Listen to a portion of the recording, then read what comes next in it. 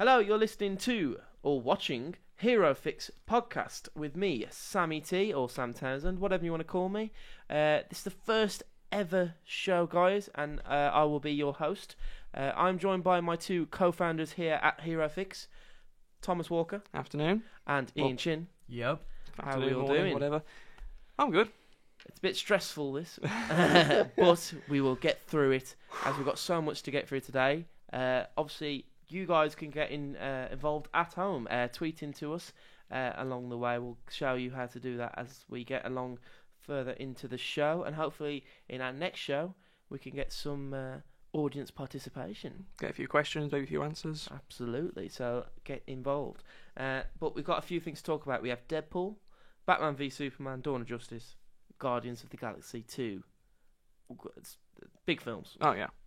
So, very first, just really quickly, of them three films, I know we haven't seen the other two yet, but which of them would you say was you most excited for? I mean, I know Deadpool's that, but was you more excited for Deadpool, or are you more excited to see Batman Superman in a few weeks, or are you excited to see how they're going to do Guardians of the Galaxy? Who's going first, me or you? Or... I'll go first. Okay. Well, there's the things that we barely know any information about Guardians Volume 2. Mm-hmm. We have some, as we have news some, on it later. Yeah, but we don't have much in the grand scheme of things. No. So it's like, I think wasn't there like a picture to announce they've started filming, basically? Yes, I can't remember that. The director's name, Gunn. Yeah. He posted on Twitter the picture. It was obviously in the dark, so you can't see him. You can obviously see the shadows. You can see little Groot on the Drax's shoulder. Yeah. So obviously he will be in it, despite him being in a plant pot last time we saw him. But that's the thing, like, because personally, because we haven't got that much information about it, I can't get that hyped. Batman v Superman looks alright, but I've never been really attracted to the DC films. I don't see much of an appeal to them. But Deadpool, I was looking forward to it for obvious reasons. Yeah.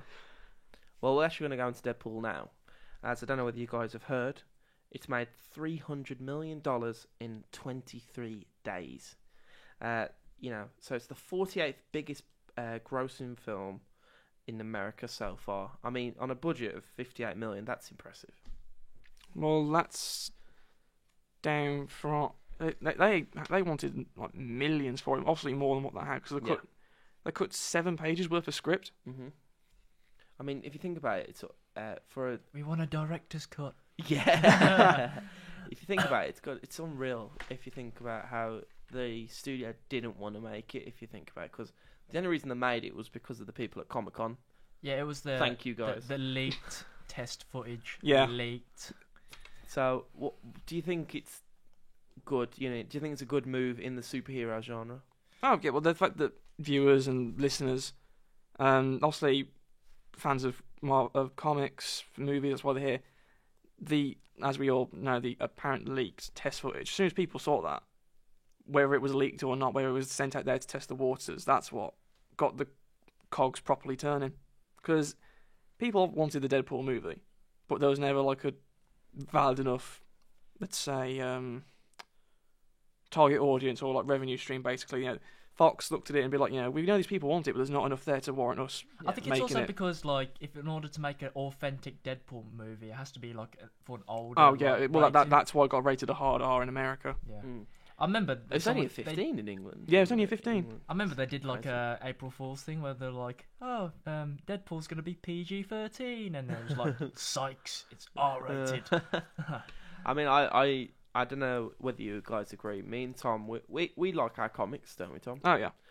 Ian, I like my comics, but obviously I've only just recently got into them, so I'm not as in depth into like the lore and the knowledge and stuff like that. So I think this is a good question to ask you both.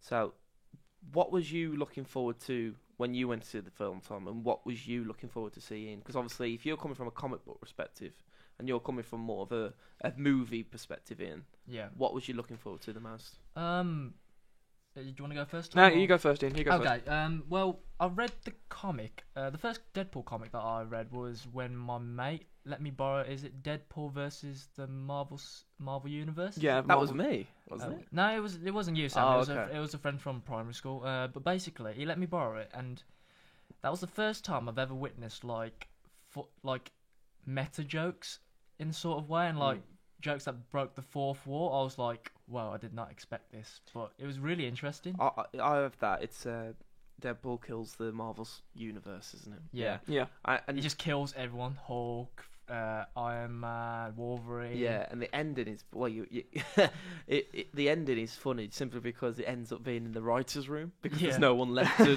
write about. He's killed everyone. There's might as well kill the person who created him. Exactly. Yeah, I thought that was Just a come really good touch. just come full circle. But that, to be fair, that comic book is really like mellow compared to like the other Deadpool comics. If you think about it, I really because- want to read The Night of the Living Deadpool. I heard that was pretty good. Yeah, I mean those sort of comics are pure Deadpool. I think that one we're talking about is mellow in the fact that he's quite aggressive in that one. He doesn't make too many jokes that you expect, and that's why people still like it because it's different, but it's not the same.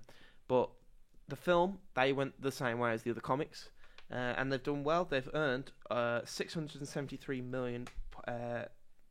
Over $673 million worldwide. So big profit. Oh yeah. Massive profit. Obviously this is part of X-Men universe. Yeah, it's part of kind of. well, it's part of the Fox Marvel universe, let's say, because Yeah. obviously the rights to X-Men, Deadpool, it's owned by 20th Century Fox, but it's still in association with Marvel. Yeah. So we've also got the Marvel Cinematic Universe. Let's call it the Fox Marvel Universe. It's currently the 10th biggest Marvel comic movie in success for money wise, which I was surprised about. I thought it'd be higher up. Do you want to know an even more surprising fact? It's Go on. actually, I think it was during the opening weekend, but it was the best opening weekend solo superhero movie Right. out of like all the ones that have released so far. So that beats Iron Man, the Iron Man films. That beats Wolverine films. It also beats what other? Do you think that was Thor. more because of the way they advertised it? Oh yeah, the viral marketing on this was Unreal. it was fantastic, and it was over a long period of time, which obviously slowly built up hype to the film. Yeah. But I was reading one article roughly a week or so, I think, before the film came out, and it was basically how the person who wrote it thought it was going a bit too much with the marketing, because obviously you want to advertise a film and hype it up, but if you hype it up too much and it's not seen that great, then it's gonna affect your sales really in your review scores. I didn't think it like I know the marketing was like more in your face, but I didn't mind that because like a lot of the marketing wasn't all just trailers. Like I knew I think one of the marketing trailers, well not trailers, but marketing techniques that they did was they also talked about Yeah, there was a Cancer, promotion. yeah? There was promotion with cancer, and it was. We're not going to obviously we can't obviously the whole cancer. It's obviously for cancer, but I can't remember the exact details. But it was like a joke of in the one for male testicular cancer, the joke of Deadpool playing with some juggling balls or some like metal I balls. remember them. Yeah. Yeah, little like slight jokes like that. But no, I'm not saying the marketing was bad or it was Yeah. too much. I'm just saying there was an article I read that the person who wrote that thought it was too much. Mm. I think that towards the end, it was starting to get a bit more out there with marketing. Yeah. Okay. Yeah. But I thought the Valentine's Day one was good. mm, They made it sound like it was obviously they were yeah, doing it they for they made the joke of it's not just blood, violence, and guts. That's a nice love story. Yeah. And I thought that was a good touch, and I think because you knew it was going to be a funny film, you understood where they were coming from, which is why it's good. So obviously Deadpool 2, we need to talk about that. Mm. They've But- already announced Yeah, it. but do I get a chance to answer Michael's side of the story? He ain't got to answer his. Of course. Of course, yeah. Carry on. What's the question again? Exactly. So as a comic book reader, what was you looking forward to going into the film? I was looking forward to how well the transition from comic to big screen would happen for Deadpool, and just what sort of elements and story they bring into it. Okay. Because I think in the Marvel comics, Deadpool does have a wife. Isn't the Lady Pool. no, there's not. That's not Lady Pool. I think Yeah. I think Speaking it was. of Deadpool, guys, look at my shirt. It looks. Oh, don't be showing off. You're rude, interrupting. No, Deadpool is married to one of the, I think, a vampire queen in What? the comics, or is it Lady Death? It might be Lady Death. I think it's Lady Death. You're not getting confused with Thanos. No, Yeah, Thanos fancy, yeah, Lady Death and Thanos. That's it. Yeah. But Deadpool is married to, well, I'll say married. Half his soul Right. belongs to, I think a vampire queen. I can't remember the name off the top of my head. Okay. But that's why I think at one point in the comic, like I think somebody tried to take Deadpool's soul, Oh, But obviously, they can't take it if half of it's already owned. yeah, absolutely. Weird. Let's see if they go down that road. That'd be weird road to go down. Yeah, it'd be weird, but obviously, at the end of the film, spoilers, Deadpool gets with his girlfriend again. Obviously, Exactly, saves the day, saves the girl. Who?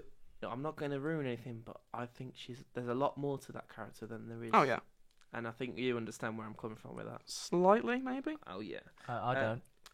I'm not talking to you. Oh. So let's talk about Deadpool 2. Can I talk about it now, Tom? Yeah, sure. Okay, thank Be you. my guest. So obviously it's been all over the press. We obviously know there's going to be a second one. We know that it will be introducing the character Cable. Cable. Thoughts? Do you know much about Cable, guys?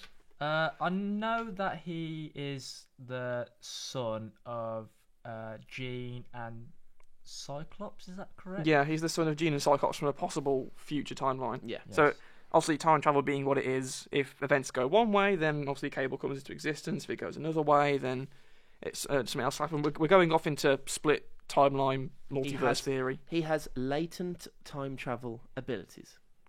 Well- that's the term. Mm. And he's got a cool eye patch. Yeah. Well, He's not a pirate though. No. His eye patch, I think, was because of the techno virus. I I think think so. It was something about that. basically part his arm, his eye, and I think one or two other bits and pieces of him were infected with the techno-organic virus. Mm-hmm. So basically, he was a cyborg in a sense. Does that happen in the present or in the future? In the future, Okay. I believe. Who knows? Anything can happen. It's comic books. But also he has telepathic and telekinetic abilities, so he has a few other things up his sleeve. So he's an interesting character. Mm. I don't know whether you guys have seen him. We'll show a picture to you guys at home. I mean, obviously he's a big guy. I It's wanted the to gym, ask that's you